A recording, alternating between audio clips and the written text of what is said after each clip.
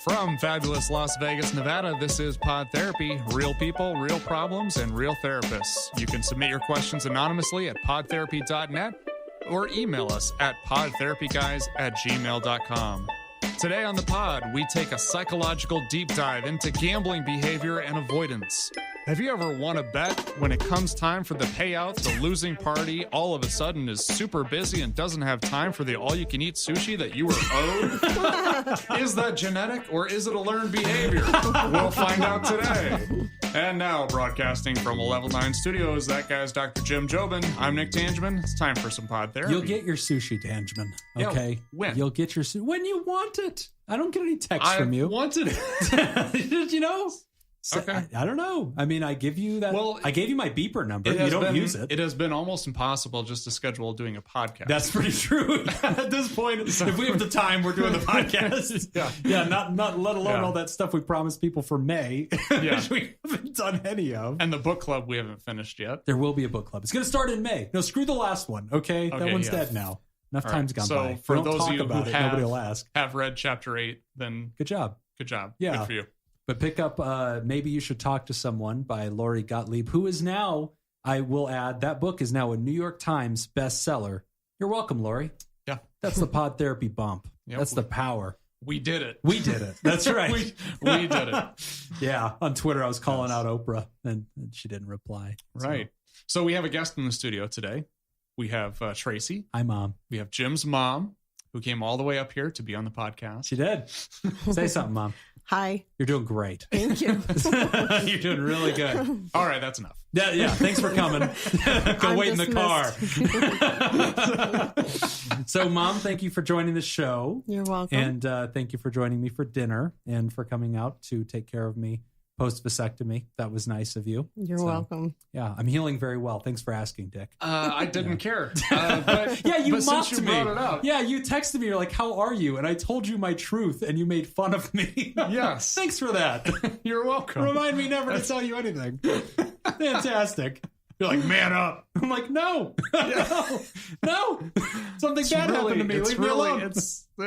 You might be dramatizing it a little bit. It was very unpleasant. So really? Mine was very unpleasant. And so I did not, you definitely oversold it. Like I called him that morning and I was like, hey man, I'm like white as a ghost walking through Walmart, like buying all the crap I'm going to need for this. And I'm like, hey, can you talk me through it? And he goes, oh, no big deal. His words, and I quote, I would get one every year if I could, which says a lot about him. Well, he called me too. Yeah. And, I called her outside of the office. And he never calls me. Yeah. So automatically I'm thinking, oh no, something's wrong. Or it could be because I'm coming up, that evening I was coming in. And then he just was very, Mom, I got to talk to you.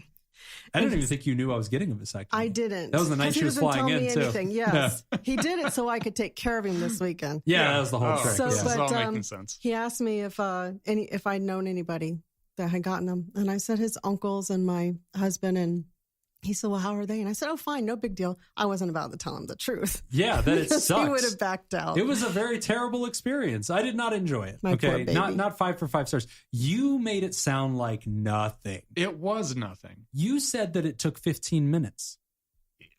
Yeah. It took mine 45 minutes. The bigger? Yeah. He said it takes 3 minutes per inch. So 15? I guess that's fine. See, not all of us get to live that way. Wait, per inch. What exactly did you have cut off? Really? Yeah. I think we were supposed to take out your kidney? I think we had That was weird. procedures. I don't think we went through the same thing. Yeah, it was really weird. Yeah, it was half colonoscopy, half kidney. I don't know what was going on. So strange. Dark room, lots of hands, but I got through it. Right. But yeah, it's done now. So I can walk in a straight line and sit on things. So doing better, but I definitely spent like 2 days just iced. Were you in pain? It was pretty negative. I mean, I don't know. Like, I've had other outpatient surgery and like you have to keep in mind like anxiety, right? So like anxiety is already pretty tough. So you make pain worse. No, it wasn't that it's more pain in my case. I'm sure that can happen. Absolutely. The more you think about pain, the more it will happen. It wasn't that it was painful. It was that it was frightening. And so like the procedure itself, like I did have the experience where I had to tell them like, hey, I can feel that. And he had to like go, oh my God, and like pull out more needles and like take care of me because I felt it. So like I told him like, hey, I can feel the sharp thing. And he's like, oh shit. So like he starts stabbing me. So that was unpleasant. And then was this done by a doctor? Yeah.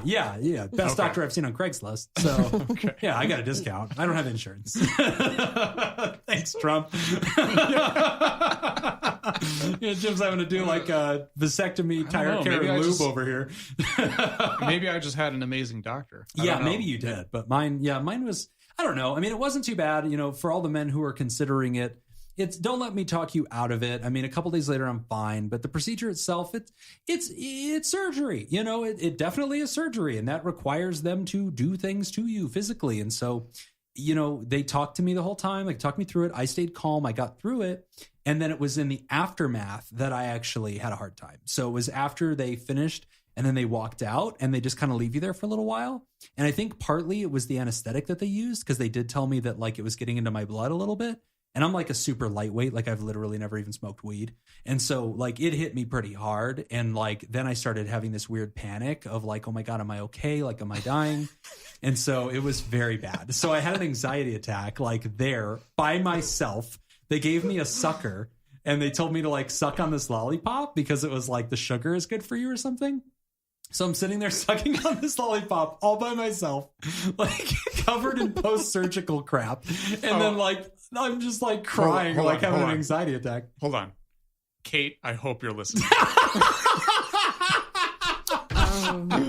Kate, you are forbidden from drawing this. No. You are forbidden.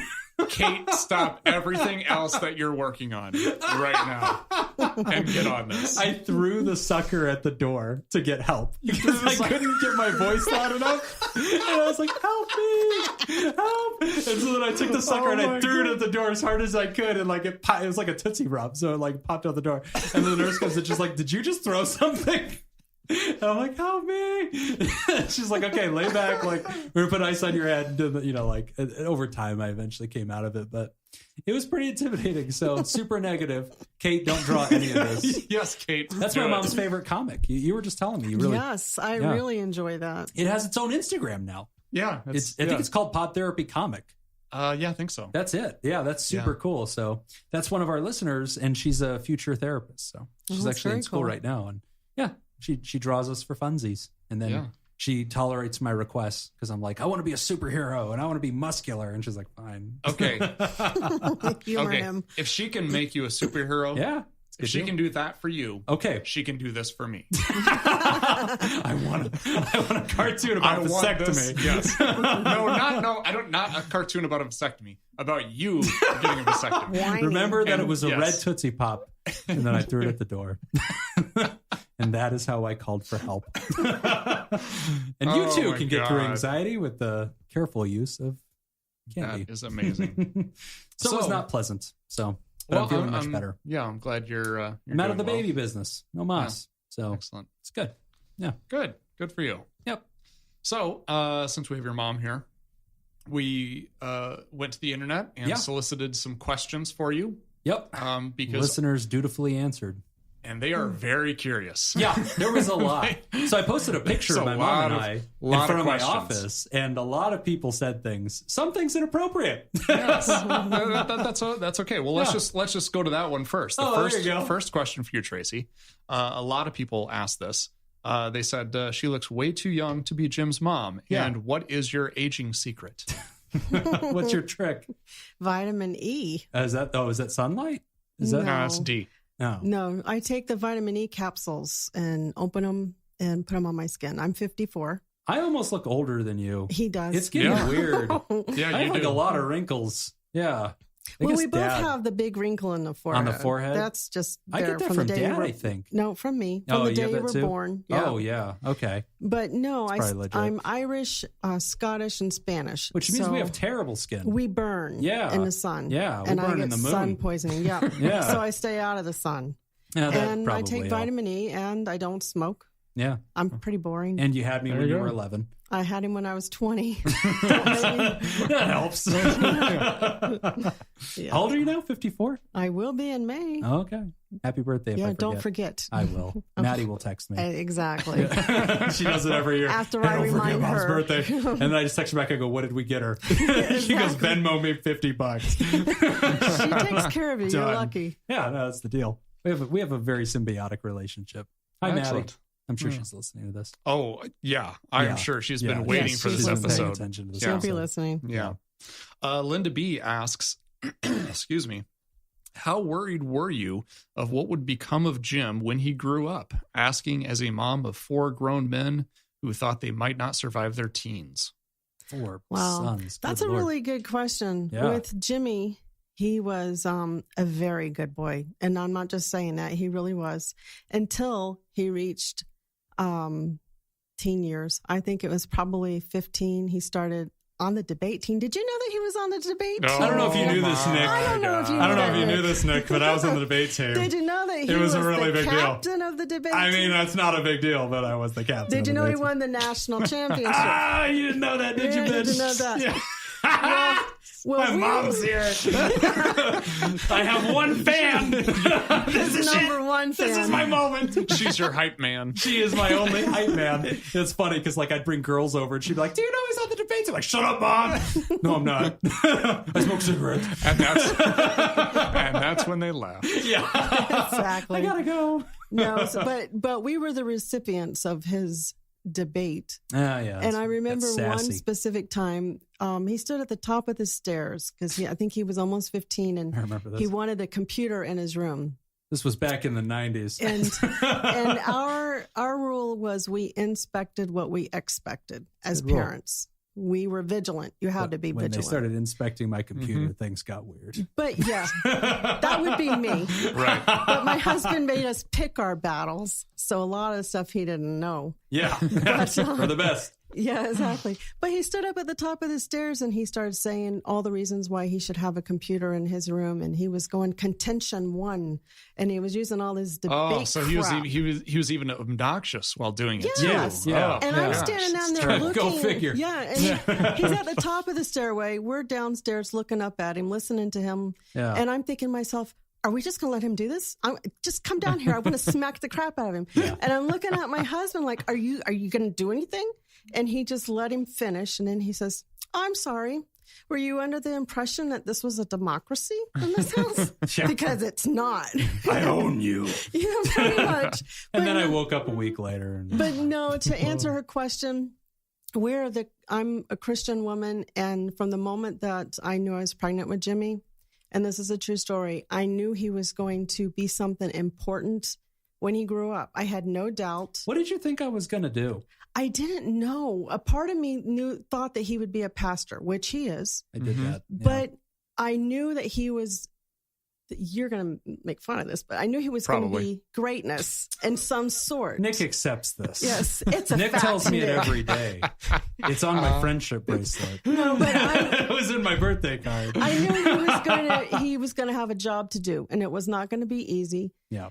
But I had no worries because I just prayed over him every single night. When he reached teens, it became a little harder. We had to be more vigilant. But when he hit 15 and a half, it was like this magic number. All of a sudden, he started working up to everybody's expectations because he was an overachiever. He was a higher level thinker, but he was a slacker fantastic. until he Oh, reached okay. 15.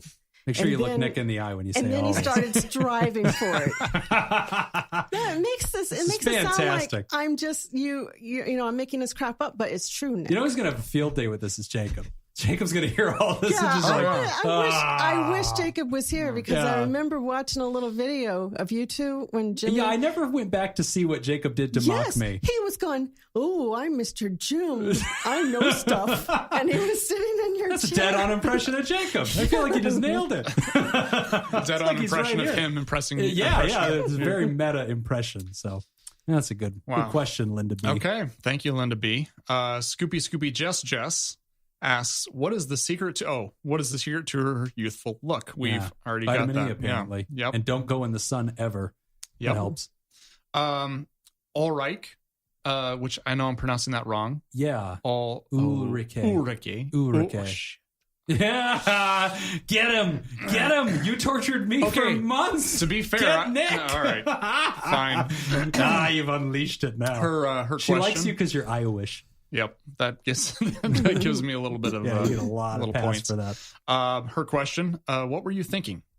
That's her question. She asked that question. We don't know. She asked that anytime we have a guest. We ask questions. She just wants to know what were you thinking. Right now, I'm thinking I have to go to the bathroom. But okay, good question. Solid. This is the hard-hitting journalism that's made Pod Therapy famous. Jeffrey Ackerman, what is one activity that you two like doing together, and what is your favorite movie? Well, 50 Shades of Grey. Oh, shut up. God. Poor little man. No. Go on. We watched it together. That was the weirdest Mother's Day I've ever. That was a weird night. Was I not supposed to say that? Yeah. No. My favorite movie is Bridesmaids with Melissa McCarthy. Oh, okay, yeah. No, that's funny. And Dirty Dancing. It's always been my favorite. Yeah, Patrick Swayze. Yes. I remember having to watch that a lot. Yep. That was weird. And what was the second part of that? What do we like to do together? together? We don't ever really see each other unless I come up here. But what I So I'm enjoy... hearing you say that Jim doesn't come visit you. No, he doesn't. No. And nor does he call me Nick. No. And nor does he answer my text when I text him Nick. Yeah. So, he just assumes... Oh, he doesn't answer my text either. Okay. Yeah. But I'm the mother. No, that's true. Yeah. Do you answer your mom's texts? Yes. No, you don't. Boy. Yes, and I call her. Get her on the gosh. phone. I don't believe you. He's a good boy. I don't believe you. You're throwing me under the bus. You don't answer your mom. Well, whatever. No, I answer your mom's text. When I come up here, I'm going to smash you. We talk, and I enjoy catching up on things, and I just enjoy speaking to my son, so... Well, I enjoy speaking to you too. Oh, you guys. And I'm glad that you fly all the way out here to talk to me. I have to. You don't call me. Yeah, that is a thing. So, all right. Next question from Slinky. And I know I'm pronouncing that wrong. Slinqui. I see it as Slinky. Okay. Yeah. I've seen that name. Follows us on Twitter. And Instagram. Oh, yeah. Yep. What is a cute/weird thing that Jim has done from childhood to adulthood? Does it delight you or concern you? Jeez, that's broad. Well, let's keep it PG, Mom. I don't know. What comes to mind is he tries to take care of everybody in his family. He's very family oriented, but every now and then when he's vulnerable, he'll call me Mommy. And he'll get upset about something and say, "Okay, Mommy, I love you." That's how he uses Mommy, and that's like once every 4 years. But shut up, Nick. Am I in trouble? Am I in trouble? Yeah. Nope. Cut the recording, Scott. No. Leaving. No, but he does that, and he always gives me. I was talking about this earlier with Nick. I almost said Nate, which you would have. She's been calling you Nate. For days. She's been saying, I want to go on the show with Nate. And I'm like, and I don't correct her. And then Janelle's like, his name's Nick. And I'm like, why did you do that? I wanted her to do that on the show. Anyway. I've been called worse. No, but he always, when I come to see him, he always has a list of dishes that he wants me to cook for him. This is true. Does your mom call you Nikki? No. She just calls you Nick. If she calls me anything at all. Yeah. She doesn't call you calls me Nick. Nicholas. Which we should note for the listener, because the listener doesn't know this. Everybody who knows you knows you as Jimmy. Yeah. People that grew up with me. Right. Yeah. I've always called you Jim. Yeah. Until I met Laura, who I figured out. Did she call me Jimmy too? Yeah. Oh yeah. Yeah. Because I grew up in middle school. Yeah, and because I remember when we first met, or when Laura and I first figured out that we both knew you. Yeah. How she's like, oh, you call him Jim? You both opened your That's wallets weird. and had the same picture in it? Yeah. Right. Yeah. You know Jim? Yeah. You mean Jimmy Jobin? I think that's who I made. All this right. is true. Joseph Pangrazio asks, does Jim need a new dad? These are one of the inappropriate questions that came in. No, he does not. He does not. Spot's taken, Joe. Sorry. All right, Jim. this one is anonymous. Jim and his mom both have a son and a daughter. What are each of your views on raising both boys and girls and treating them equally? That's a good question. Well, we pretty much did treat them equally as far as I can remember. I grew up with 4 brothers. 3. I always had stepbrother, 4. And I was the only girl, so I was definitely, you can't do that because you're a girl. So when I had Jimmy, he was almost 8 years older than his sister. But we tried to treat them both the same, validate who they were, their weaknesses, their strengths. We didn't treat them any differently. Oh, okay. Because there's actually a follow-up question here. Oh, it's got to be from Maddie. Anonymous writes, really? Then why did you let Jimmy go to Europe when he was 16 years old and wouldn't let me go on a 5-day cruise to Cozumel with my friends when I was 16? You let him tour Italy and Greece for like a month. Explain your hypocrisy. Anonymous. Thank you, Anonymous. That's a very specific question. She's gone from here to here. You don't know who it is. It is so much her sister. Don't assume the writer. Well, Jimmy went to Europe with a special class of his. It was a higher learning education. I can't remember exactly what it was. But at the same time he was there, my daughter, who is anonymous, was allegedly was in California on her very first camping trip. She was 8 years old, and I was a basket case, and it was a mess. I had one in Europe. She came back with an entire camera of pictures of trees. Yes, rocks. yes, she did. I had one in Europe, one in California. Ever. It was horrendous. And then when it was time for her to go, I didn't want her on a boat. It was different. Didn't want her on a boat. And her dad had a lot to do with that. Okay. So let's just pass the buck. Well, there you go. Hypocrisy, ladies and gentlemen. You caught it right here. Good job, Maddie. Well played. All right. And we have another one, another anonymous one. She's been busy. Jacob and Nick tease Jim for being overconfident. Many men's confidence has been shaken by their parents over time. How did you balance building Jim's confidence with correcting his character flaws? And what advice do you have for raising boys to become decent men? I think this one's... did you write that? I did not. Are you sure? I did not. This sounds like a Jim question. No, yeah, well, because it's well written. What are your thoughts on that, Mom? Well... how do you build up somebody's confidence without hurting them? We were just talking about this on the way here, as a matter of fact. In my day, it was a total different thing where if a grown-up or a parent or a teacher said that your child did something wrong, they were right. Your child was not asked their opinion or what happened. Mm-hmm. They were punished. With my children, I validated them. Maybe I validated Jimmy a little too much. What? But I validated them. I didn't automatically take the teacher's side. I listened to it, the story. And then I supported them. You have to pick your battles. And if we have a minute, I want to tell one of these scenarios. Yeah. When Jimmy was 17, I think he was a senior in high school. We're out of time. Thanks for coming. No, he wanted to wear flip-flops to school. And it was forbidden because you could go up the stairs, somebody could step on your flip-flop, you could fall, hurt yourself. So Jimmy decided he was going to wear flip-flops anyway. And he made posters to hang around the school. And they had Martin Luther King on them and the saying. And he had this whole thing. So I was called into the office to come and get him because he was constructing a riot, they said. Because instigating a riot. A riot that could happen. And the principal was out of town. So the vice principal took me, or dean took me in the office and was telling me how horrible my child was. And they handed me the poster that he made, and it was with Martin Luther King and a saying. And I remember being so proud of how ingenious he was. And yes, he was on the edge of authority, over not listening to authority, but I felt like we taught him to stand up for his rights and what he believed. And he was doing it in a correct way. Yeah, it was being oppressed.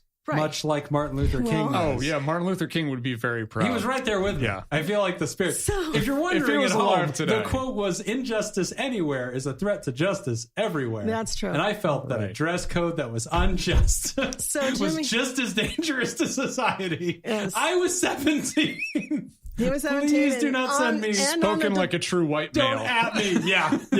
Okay, 17-year-old Jim was very privileged. Okay, let's leave this alone. But thank you, Mom. That's well, a nice I'm not done. Hold on. Yeah, it gets better. So good. Jimmy got suspended for 5 days. I did. I was a bad boy, Nick. Getting suspended from school. I had to rush home and talk to his dad about it. And then Jimmy decided to take his own allowance and go to a lawyer and fight the school system. What? And we knew that it wasn't going to work, but you had to see it through. You had to support your kid so that they could learn. That was fun. We were with them, as they said, looked him straight in the eye and said, you're just a little guy. You can't beat the school system. But he took my money, though. He took my money. I'm sure he did. The lawyer did not say no. Which I think was the best learning experience you probably could have gotten. Don't go to the lawyers. Let me sum it up here so you guys can move on.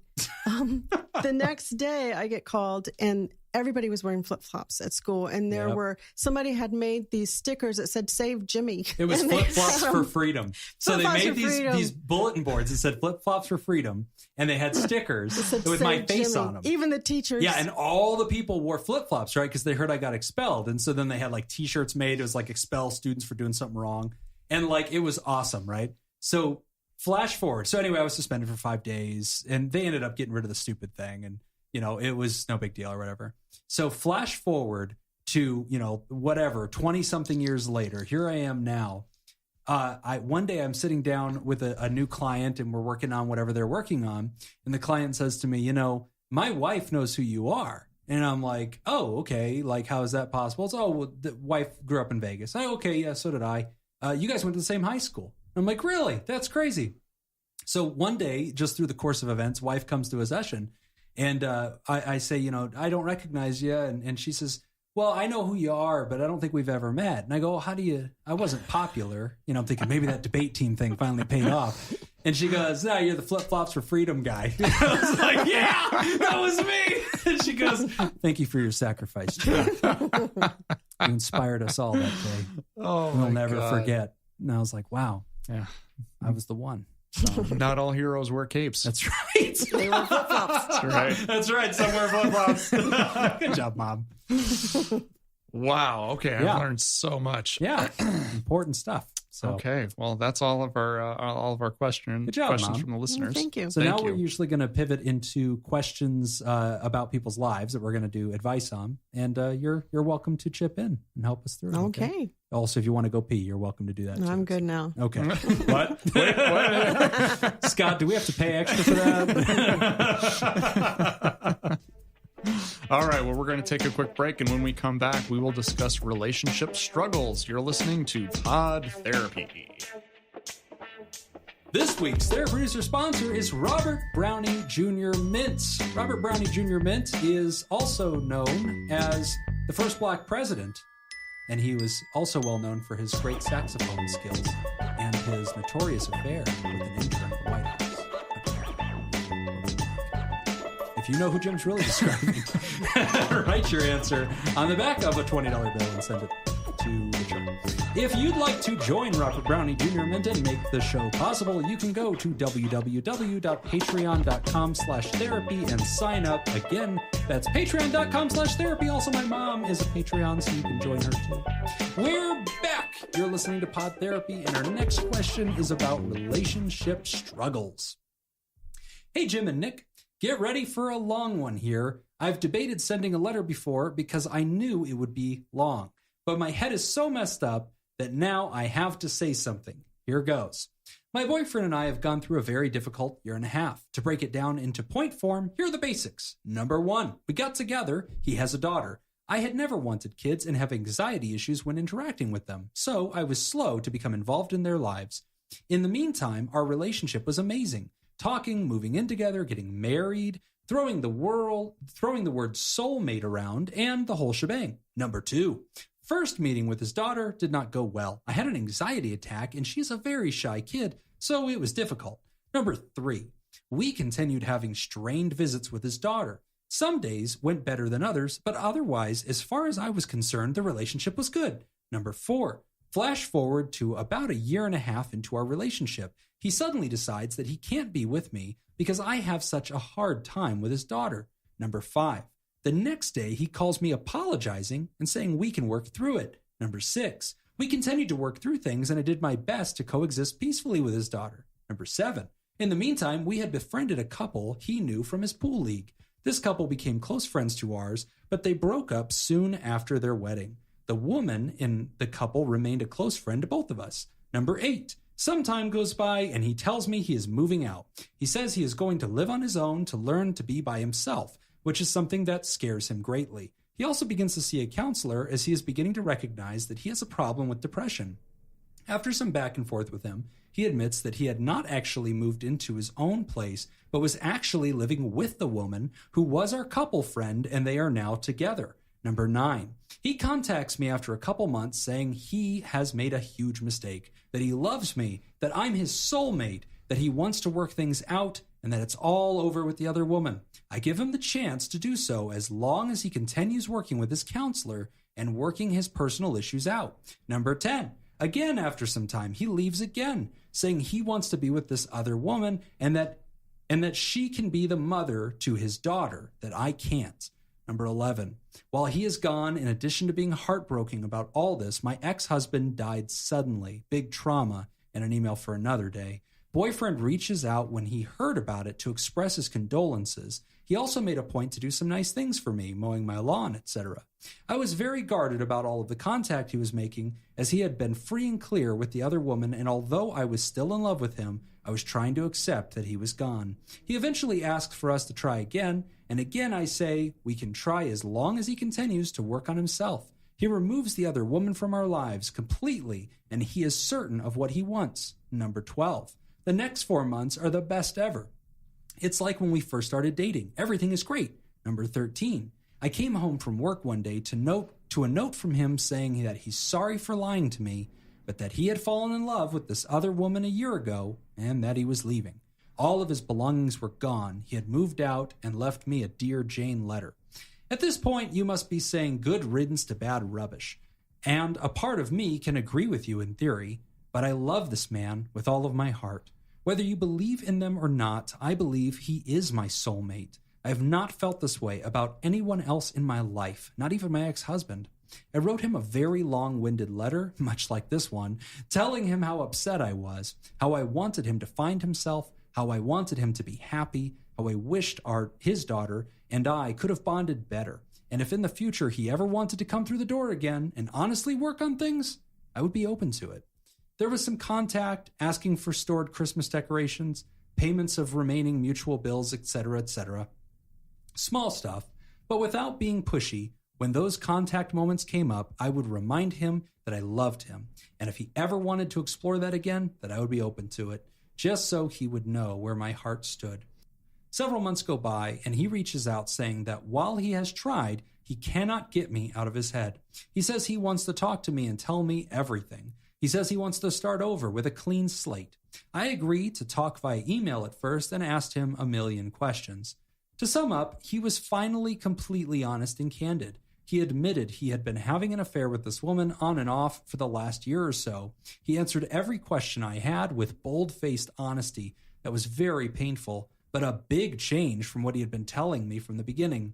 He admitted that after the first bad meeting with his daughter so long ago, something in his brain started telling him that although he was so happy with me, that because I struggled on the kid front, our relationship had an expiration date. The other woman had failed to conceive several times with her ex-husband, so jumped at the chance to mother my boyfriend's daughter. This is what started him down the path that eventually led to an affair. He admitted that the depression he had started to see a long time ago had continued to get worse and just compounded onto itself because he hated the person and actions he was doing during the affair. I know he has never had good self-esteem, which he thinks stems from being told by his parents as a kid, there's always going to be someone out there better than you.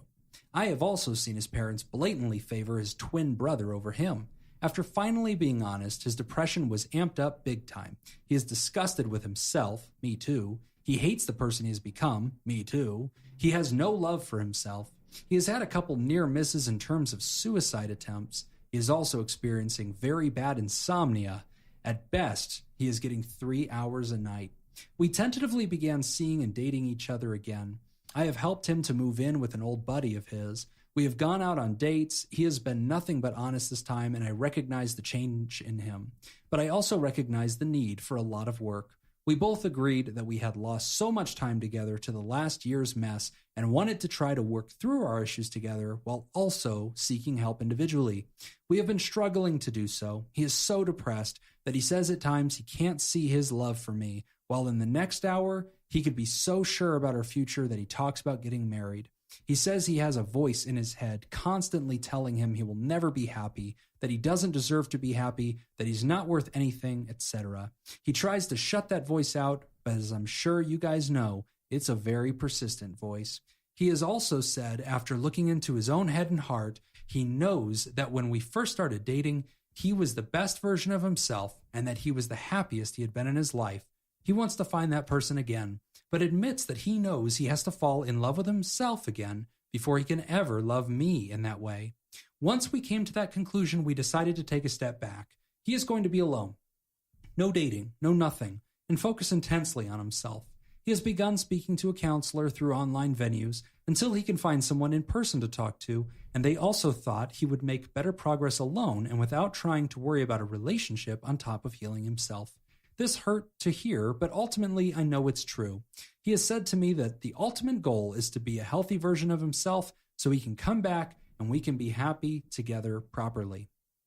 I know that is what is best for him, but because of the past of him leaving and coming back over and over again, I struggle greatly with this. I am driving myself crazy coming up with the worst case scenario. I know, feelings aren't facts. This last time of him coming back and being honest has been completely different than the times before, and he hasn't given me any reason not to trust his actions, besides past behavior, which is hard to let go of. I know in order to trust him again, I have to give him the opportunity to gain it back, and this time apart is a very good way to work on this, but I'm still struggling so much with it. I am constantly worried I'm going to lose him forever, even though he has told me that this time apart is not going to be permanent. His plan is to come back once he has healed and begun to properly heal himself. I just don't know how to deal with my own feelings about being apart during this time. I know I have my own self-esteem, anxiety, and depression to deal with too, but the worry of losing him ends up overriding everything. So now that you've received my wall of text, it's likely you won't want to read this on air. Wrong. Because Nick doesn't edit. Nope. Since it will take the whole damned episode. Sorry. I am looking to find help for myself, but have no benefits through work and not a lot of extra income to pay for a counselor. I'm in Canada, and as far as I know, if referred, a psychiatrist is covered, but not a counselor. I think I fall more into the counselor category, so I don't think my issues necessarily need treatment via medication, but more discussion and reflection. I just feel so lost, and the one person I would talk to about it is not with me while they heal and start their own comeback. What do I do in the meantime? Thanks for, at the very least, letting me get this all off my chest. Tess. Okay. That was great. That's a good question. That's a really good question. question. Do you want me to read it again?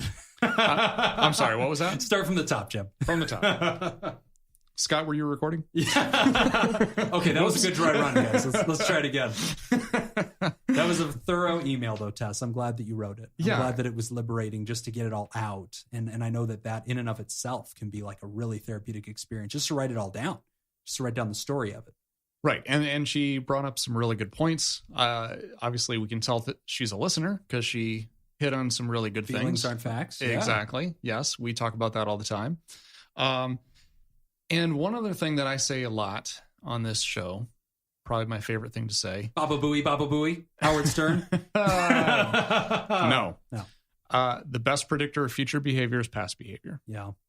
He has proven that. Yeah. And that sucks. And sometimes we fall in love with people who are not stable. That's just reality. Sure. And I think that this is a good example of that. I think that he obviously has a lot of stuff going on. There's a lot of stuff that he's not dealing with. He doesn't seem to be ready to be in a relationship. Yeah. And because you happen to be the one that falls in love with them. Now you're stuck and you're in that situation.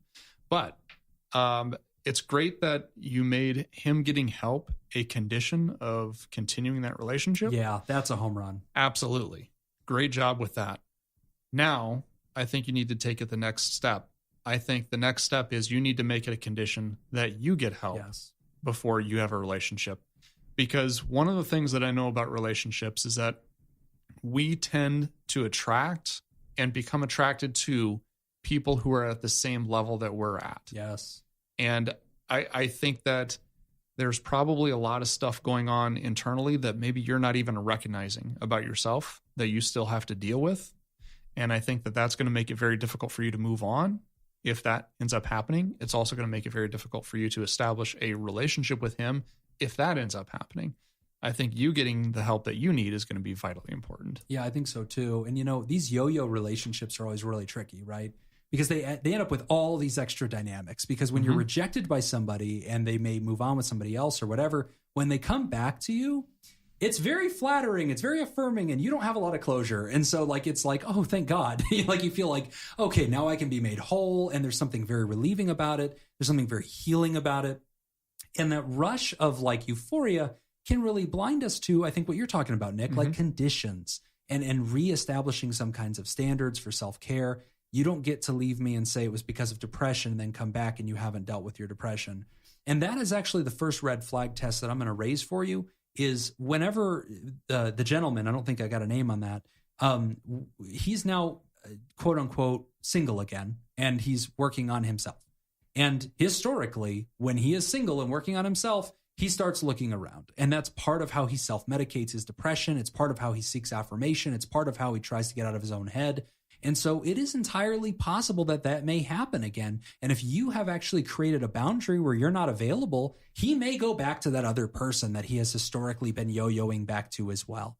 And if that happens, I need you to realize that doesn't have very much to do with you at all. Yes. It has to do with his own vacancy and the void in his heart that he is seeking to fill with relationship. And that's really the key thing that I see in this, Nick. And it keeps him from making progress. Yes. That's what I see too. That's kind of that's his drug in a sense. Yes. That keeps him stuck. He's feeling uncomfortable. He's feeling stressed. All these different feelings are coming up. Yes. So turn to the drug to numb everything. And it's an avoidant behavior. Well, there's a shadow of truth to that in the letter because they talk about it and he says, oh, I realize I've never been single. I realize I need to work on myself. That's accurate. Right. And all listeners, go through your relationship history. And if you notice that you back to back are always in relationship and you've never really been single and you don't do well single, it means that that's an aspect of yourself you've never developed. And it's so unfamiliar to you that when you are single, you very quickly escape that, right? And that might mean that you jump into a relationship that isn't necessarily the full thing that you need. And again, it could just be another self-medication where you're evading things that scare you, like your own depression, your own loneliness, your own stuff. And this is where I'm really pleased to hear that both parties are working on this. I'm shocked to hear that Tess can't find a counselor. I know that healthcare systems are pretty complicated. I mean, Canada generally is good in the sense that you generally do have access to care. Right. I guess mental health isn't, necessarily included in that, or aspects of it perhaps aren't. But I would imagine your general physician can refer you to a counselor every bit as much as they can to a psychiatrist. Right. I would definitely look into that. Look into an EAP program through your employer as well. That could be an option. The other thing too, absolute worst case scenario, you can always contact a therapist like we do here in the States, ask if there's any pro bono cases or if they have any pro bono time. Yes. Or contact a university and ask if there's any student therapists that are taking cases, because almost any university that has a therapy program is going to have some kind of free clinic where the student therapists are earning their hours. Yeah. So definitely a couple of ideas. Yeah, that would be good too. So 2 dudes answered this. Let's turn it to you a little bit, Mom. So here this lady is going through this. You talk to a lot of women. We talked a lot about that. Like a lot of women in your life have come to you, and younger women at your work and things like that look for mentorship. And because they assume you're about 25, like them apparently, because you have great skin. So, as you hear this story, I mean, does it kind of hit you as like, gosh, lady, like, you're kind of going back and forth here? Well, what I've learned throughout life is that you can't fix somebody else, no matter how hard you try. Yeah. She mentioned early on in the letter that he was afraid. One of his fears were being alone. Mm-hmm. So he's jumping from relationship, trying to, like you said, fill that void and feel whole, because he doesn't realize that he has to work on himself, be comfortable with himself, be happy with himself, become to love himself before he can even start to like anyone else. And the whole time I was getting more concerned for her, because she's saying, okay, come and break my self-esteem, pull me down every time she takes him back. Right. And, that just gets her right, like you said, right where he is. So I'm glad that they're both seeking help. I think that's the right attitude about it. And I think anybody that's out there, if you're in a relationship that kind of has these recurring self-destructive patterns, whether that's breaking up and getting back together, a lot of couples have that. I mean, I can't tell you how many times a week I see couples that in between session, they've broken up and gotten back together. And now here we are doing couples counseling again. And it's like, they never even canceled their appointment. Right. Like, I just walk in like, hey guys, catch the Knights game. They're like, yeah, we got a divorce and we're back together again. And so I do see that a lot, but to that point, people ask all the time, can people change? And I sure as hell hope so, or we're in the wrong business. Right. But I agree with what you said, Mom, which is, you can't necessarily change your spouse, right? Because you are too close to it. You don't have a point of leverage where you can be that outside perspective. They're going to take everything you say the wrong way. Not only that, but a person completely has to reach their bottom barrel and they have to want to change. Right. Before that can even begin. Right. Yeah, and it's true. Yeah. Going back to, my favorite saying, Baba Booey, Baba Booey. That one. And what was the other one? I forgot the other one, because you're right about the Baba Booey one.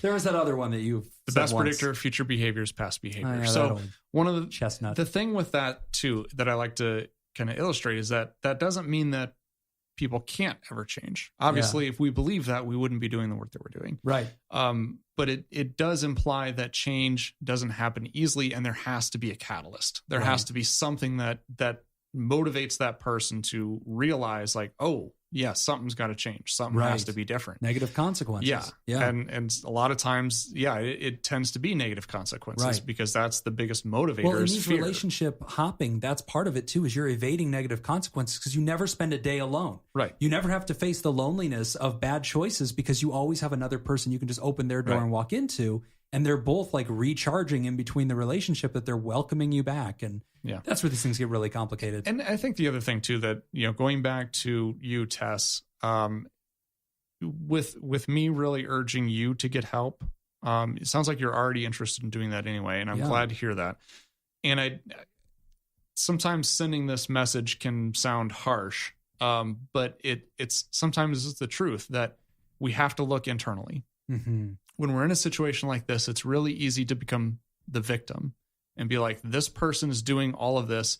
And can you believe all this? Can you believe what this person's doing? And it's so easy to get people on your side, especially friends and family. Sure. Can you believe this asshole? Right. You know, and everybody's going to come to your side and they're all going to say, screw that guy, Right.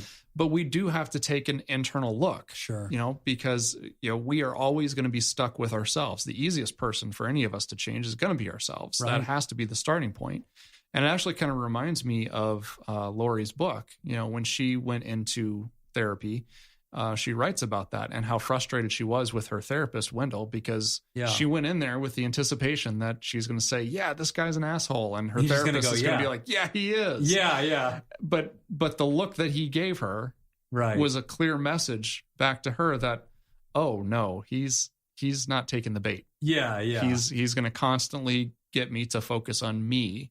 Right. And in the end, she ends up learning a lot about herself and all of the signs that she missed, that she just completely was oblivious to. And Tess, I think that you'll notice even in our commentary, we've said very little about him, only to point out his depression and the vacancy inside that he may be filling with other people. But we want to make sure that we're nudging you toward, I think, therapy. I think that's a great choice. And also reflecting a bit on boundaries and self-worth, right? Because at the end of the day, we want to make sure that you understand that you are worthy of being loved, and you are worthy of being loved well, and you're allowed to have conditions. You're allowed to have statements of self-worth that tell you, I am available for relationships in which I am treated a certain way. Mm-hmm. And it's important that you self-discover what those standards are, and that those can feel intrinsically true to you to the point where you're willing to impose those standards in a relationship. Right. And it gets really difficult too when you start saying stuff like, this is my soulmate. It is tricky. When you know, because again, like that happens where we don't get to always choose who we fall in love with. But either way, you may really love him. Sure. You may love him more than you've ever loved anybody else. But right now, the fact is he can't be in a relationship. Yeah. And loving a version of him is fair too. Right. And sometimes that's the way around the soulmate issue is to say, okay, fine, he's your soulmate, but humans change. So which version of him is it? And if he's not currently the version that is your soulmate, then there's no shame or sense of guilt or sense of inauthenticity to push him away and require change. So Tess, is a great letter, very thorough, and I'm grateful to have received it. And I'm glad that just writing about it was really healthy for you. So follow up with us. Let us know how you end up finding some support and how that Canadian system works, that we can teach other people. And you can always ask Linda B. She'll tell you how to do it. She's Canuck. There you go. Yeah. She's Canuck. She'll tell you. Okay, we're going to take a quick break, and when we come back, it's gift exchange time.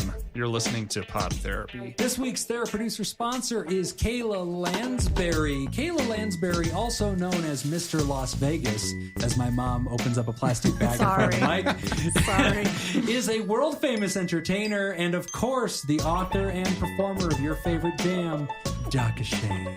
If you know who Kyla Lansbury really is, send money.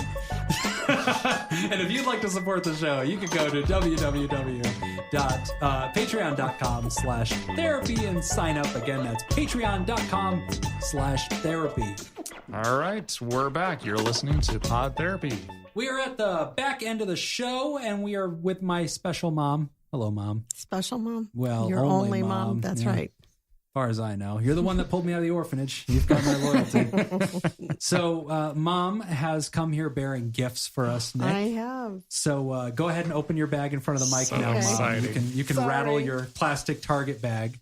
Well, there's a story behind this first, Nick. Oh, good. Yeah. I make, as a hobby, I make tumblers. A tumbler is a coffee mug. A coffee mug. Oh, okay. Okay.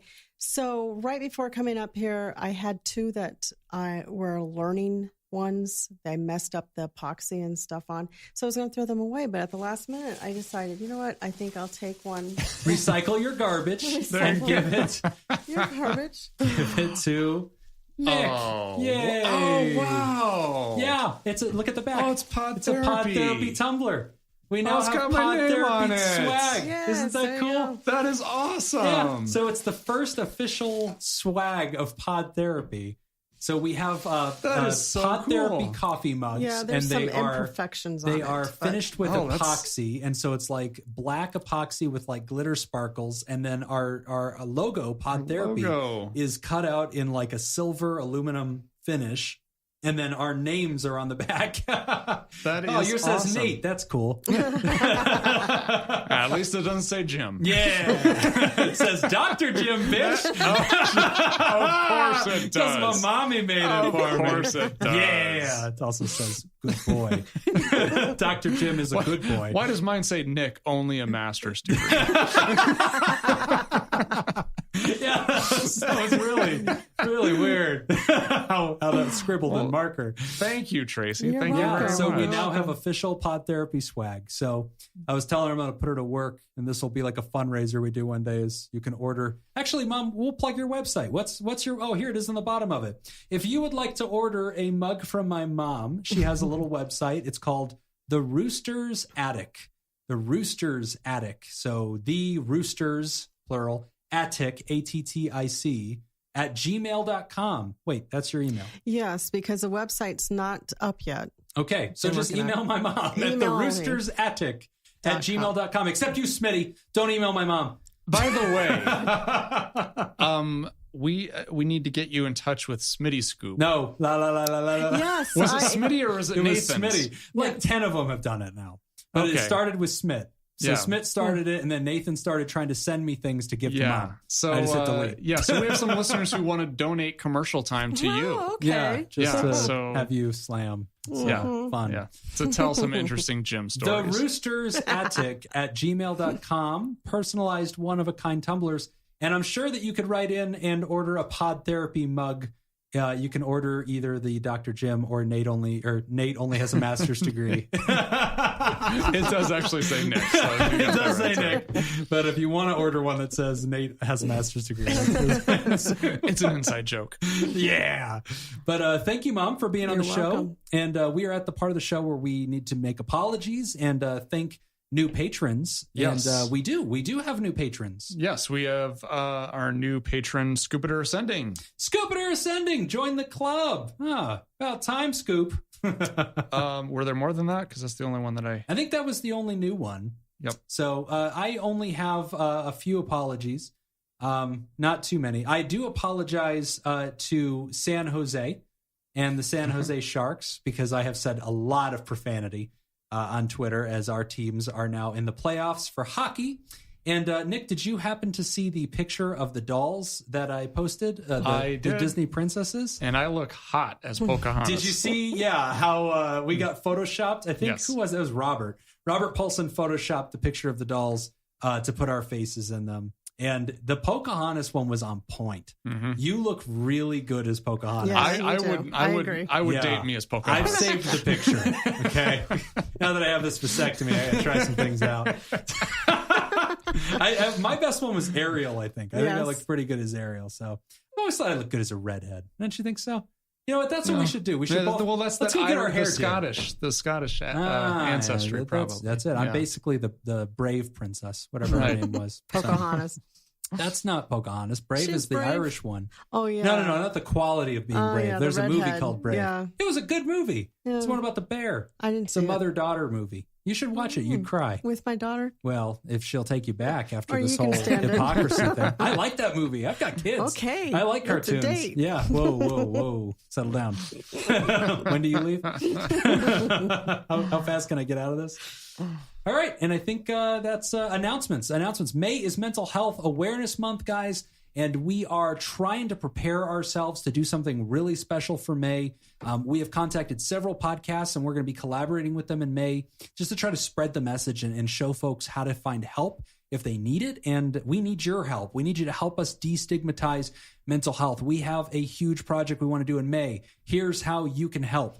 Pull out your cell phone, open up the voice memo app, whatever that is, and record a message. Record something explaining your own experience with mental health, whether that's, hey, I listened to this podcast and it gave me great thoughts on myself and I feel differently about mental health, or whether that's you've ever experienced depression or anxiety or anything you've ever personally been through, and just send a message and make it little verbal greeting card, basically, to just kind of put it out into the universe. And if you will send those to us, PodTherapyGuys at gmail.com, we're going to start collecting those here in April, and we're going to actually put them on the show in May and use that to just kind of put the message out there as we start our Kickstarter in May, and we try to help fund the show and take it to the next level. We also want to make sure that we're bringing voices of real people who have really encountered mental health as a subject in their lives, and who want to make sure that other people understand that there is no stigma in this. It's okay to look at yourself, to look at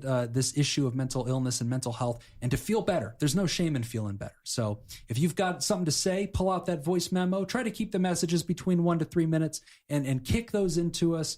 PodTherapyGuys at gmail.com. And if you want to support the show directly, you can go to patreon.com/therapy, and keep an eye out, because in May, we're going to be launching our Kickstarter, and we need all of you guys to share it for us so that we can get the word out, we can raise some funds, and we can take the show to the next level. And we want to especially thank our bosses, the Elite Eight, the mysterious and shrouded Illuminati members of our fan club, the Theraproducers. Thank you, Smitty Scoop, Jake Schneider, Robert Brownie Jr., Mint, Kyla Lansbury, David at Data Scoop, Violon, Judy Schneider, Nathan's Hot Dog Scoop, Dr. Ben Dawn, and ex officio board member Elio Dare, as well as our We still know our the title super for him. duper Theraproducer. Yeah. That's a whole nother level, and that was Go Fund Yourself Scoop. Yeah, so Go Fund Yourself Scoop is yet to be named. Yeah. If you have a cool title, go ahead and send it to us. Yeah. Premier, Czar, Therazar. And lastly, big happy birthday to Carrie. Who's Carrie? My sister. Oh, that's cool. Yeah. She should come on the show. She should. I brought two family members onto the show. She will whenever she's down here next. Come on down to Vegas, Carrie. Happy birthday. And thank you all for supporting mental health. Thank you.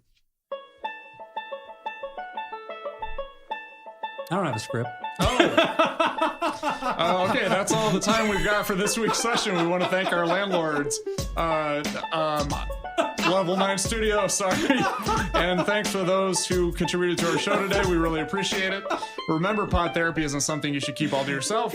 Help us reach others by opening this episode's description in your podcast app and copying and pasting the link provided into your social media. Don't forget, you can find us on Facebook.com/podtherapy, on Twitter @PodTherapyGuys, and now at patreon.com/therapy. Do you want to submit your own questions to the show? Ask anonymously at podtherapy.net or email us at podtherapyguys@gmail.com. I'm Nick Tangeman. I'm Jim Jobin. Thanks, and we'll see you for appointment next week. Thank you, Mom. You're welcome. I love you, Mom. Love you too.